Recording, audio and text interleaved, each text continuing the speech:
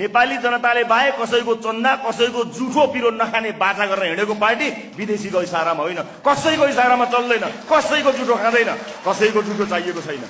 शानले भन्नुहोस् म राष्ट्रिय स्वतन्त्र पार्टीको मान्छे हुँ, म यसको भोटर हुँ, म शुभचिन्तक हुँ, शानले भन्नुहोस्। किनकि हाम्रा कोही मान्छे भ्रष्टाचार गरेर जेल परेका छैनन्, कोही पनि पर्नेवाला पनि छैनन्। नेपाली जनताले हामीलाई यसै रमाइलोको लागि लन त ल हेरौँ भनेर गाईकी त्रिशूल गरेर भोट हालेका होइनन्, बुझेर जानेर यिनले देश बनाउँछन् भनेर भोट हालेको हो। यो काँधमा तपाईँले त्यो जिम्मेवारी दिनुभएको। 36-37 वटा देशले आफ्नो सल्लाहकार बनाएर हात जोडेर रेड कार्पेट छापेर बोलाउने त्यति ठुलो एउटा विशिष्ट क्षमता पाएको डाक्टर सोनिम मुवागले जस्तो नेतालाई एउटा ठुटेले एउटा कुनामा बसेर दलाल भनिदिन्छ। सोनिम मुवागलेलाई कसैको दलाली गर्नुपर्छ?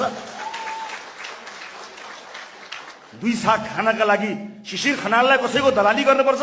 नयाँको अर्थ मैले बुझ्ने गरी ठूला नेतालाई अस्ति भनेको छु कि पछि जन्मिएको जन्मको प्रमाणपत्र बोकेर हामी नयाँ भन्न आएका पनि होइनौँ, कालो कपाल लिएर हामी नयाँ आएका भन्न आएका पनि होइनौँ, पछि जन्मिनुलाई हामीले युवा मानेका पनि होइनौँ। यस्तो मौकामा तपाईँहरूले मौकै गुमाउनु हो। सरकारको विरोध गर्न सडकमा जानु पर्थ्यो, अनेक गर्नु पर्थ्यो। त्यो माइती घरमा गएर हजारौं मान्छे उतारेर लाखौं मान्छे उतार्यो भने त तपाईँले ल्यायो भने त सबै पल्टिन्छ।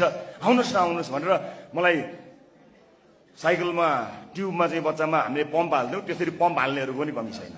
पम्प हालेको हाले, आउनुहोस् न आउनुहोस्, तपाईँहरू नआइकन हुन्छ, तपाईँ आए त भन्ने गरी हामी देखेका छौँ। स्याल हुइयाँ पुग्नेहरूले कहिलेकाहीँ सोभिताले यसो गरी रविले उसो गर्यो, डिपीले यसो गर्यो, त्यसले त्यति खायो, त्यसलाई त्यति दियो भनेर स्याल हुइयाँ पुगेर बजार हल्ला गरेका छन् नि। ती बजार हल्लाहरूबाट तपाईँलाई जोगाउन आएका हौ, तिनको हामीलाई परवाह छैन। ती त कराइरहन्छन्, हिजो पनि कराउँथे, आज पनि कराएका छन्। स्वास्थ्य ठिक राख्नु होला आमा, 4 वर्ष बाँकी छ। तपाईँले आफ्नै आँखाले तपाईँका छोराछोरीहरू यी सपुतहरू यो देश हाँकिरहेको हेर्नुपर्नेछ। स्वास्थ्य ठिक राख्नु होला, गुलियो पिरो अमिलो नखानु होला भनेर आएको छु।